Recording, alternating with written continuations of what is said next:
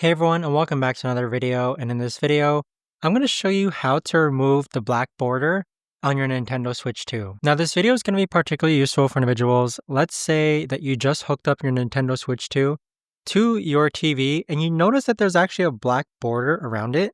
How do you actually go ahead and remove that? Now, this video is going to be short, sweet, and simple, guys. There's not going to be a lot of steps involved. But what we're first going to do is that we're going to go over into system settings. Next, you're going to scroll down and then find where it says display. So from this option here, you want to scroll down even more and then you want to click where it says adjust screen size. So what might have happened here is that someone might have accidentally adjusted the screen size. And so you need to go ahead and increase this to where it says 100% and then click on OK. But there you have it, guys. That right there is the best and easiest way that I know of to actually go ahead and remove that black border on your Nintendo Switch 2 display.